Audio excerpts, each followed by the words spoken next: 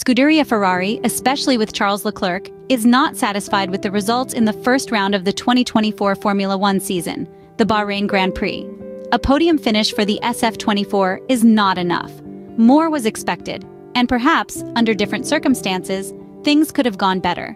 This is because, with two red cars immediately behind Max Verstappen on the starting grid, the pressure on the Dutchman would have been greater. Not to mention the problem faced by car number 16, which effectively compromised Charles Leclerc's performance at the Sakhir circuit, leaving him very angry and disappointed at the end of the race. The opening race of the 2024 F1 Championship didn't bring many surprises. Max Verstappen crossed the finish line first, with a significant lead over his teammate Sergio Perez and the two red cars. Carlos Sainz completed the podium, ahead of a disappointed Charles Leclerc, who had to deal with brake issues that, as mentioned, influenced the Monegasque drivers' race. The Grand Prix broadly reflected the values expressed during the pre-season testing session. We witnessed many lockups during braking, with cars, in certain situations, wandering off the track. This is a fairly common occurrence in the world of Formula One, generally happening in the early stages of braking. However, on Saturday, we often saw so-called lockups in the final stages of braking, creating quite a headache for drivers, especially for Charles Leclerc. Let's try to provide a technical interpretation of these situations, focusing on why lockups occur, what causes them, and how drivers can intervene to prevent them. First and foremost, a lockup occurs because the driver applies too much braking force to the wheel, which ends up completely blocked by the calipers. This creates a skidding of the tire on the track surface, producing smoke. The consequences are quite deleterious for the tires. The temperature tends to increase rapidly due to increased friction, and the tire surface tends to wear more in the sliding portion. Moreover, the compound slightly deforms, losing its perfect rounded shape, causing instability and harmful vibrations for the handling. The headaches vary from harmless lockups at low speeds to the so-called flat spots, typical when locking up at high speeds. In some cases, especially in the latter, the driver may be forced to replace the set of tires, as the oscillations caused by the flattened wheel can create a serious safety issue. So, what can the driver do to prevent lockups? There are driving and mechanical adjustments that help avoid them. Firstly, the immense aerodynamic load produced by the car is used to decelerate more quickly without locking up. If you observe a typical telemetry graph of F1 brake data, you'll notice an initial peak followed by a gradual release of braking pressure until it is completely released. This technique is primarily used because the friction force and the tire grip is proportional to the vertical force pressing the car to the ground. Consequently, as the car decelerates, downforce decreases, and thus the tire grip. If the driver does not adjust the brake force accordingly, there is a risk of exceeding the grip force and the tire locks up. In the event that this limit is mistakenly exceeded, the driver tends to release the brakes instantly, going long into the braking zone. This is done to save the tire, which will still be able to roll optimally. It goes without saying that such a scenario can occur when there is enough space. Now, let's move on to the small mechanical changes that can be made directly from the steering wheel. The first, seemingly simple, is the brake balance adjustment. Watching the onboard footage at Sakhir, you can see that the drivers constantly adjusted this parameter depending on the corner to tackle.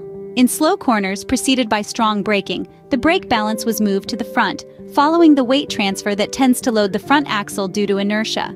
As mentioned earlier, a more loaded axle has more grip and, consequently, avoids lockups. Typical brake balance values during braking are around 57–58%. Rarely does it go beyond this range because configuring a setup too rearward risks locking up the rear, with unpleasant consequences. On the contrary, in medium-fast corners, where less time is spent on the brake, a neutral balance or less front-oriented is preferred. In these cases, the brake balance can reach a minimum of 55%. If brake balance is a static parameter, another regulation helps drivers in braking dynamics, called brake migration. This system, made possible by brake-by-wire, allows adjusting the brake distribution based on the pressure applied to the pedal. Specifically, based on the chosen value, brake-by-wire releases the brake percentage on the rear more or less rapidly, favoring the front. The correct adjustment, made through small levers on the steering wheel, ensures that the car is in the best possible conditions to tackle the corner, maximizing grip, speed, and minimizing the risk of harmful lockups. After this overview of the theory of lockups and possible remedies, we can finally focus on what we saw in Bahrain, with a particular eye on the challenging situation experienced by Ferrari's Charles Leclerc. Looking at the race, most lockups were observed at low speeds near turn 10. The challenging configuration of this corner requires drivers to brake while turning the steering wheel, lightening the left front, which becomes very easy to lock up. The protagonists of these unpleasant incidents were, in particular, Charles Leclerc, Carlos Sainz, and George Russell. Beyond the temperature issues suffered by Charles with the brakes and George with the power unit's cooling system, without data from the teams, it's challenging to find a single explanation for the numerous lockups. However, one factor unites the mentioned drivers. They all found themselves having to face the first race with completely revamped cars. Ferrari, for example, substantially modified the aerodynamic configuration, while Mercedes, in addition to the philosophy of the side pods, also overhauled the rear suspension scheme. Most likely, the different shapes of the SF24 and W15 have also changed the references in terms of behavior, forcing drivers to look for new ones. This lack of affinity with the cars, moreover, becomes even more apparent in extreme situations, with less downforce to cover the gaps in feeling, such as heavy braking or more challenging turns. It should not be surprising, therefore, that in the strong deceleration of turn 1 or the tricky turn 10, drivers arrived with smoking tires. With all this said, let's get to the point.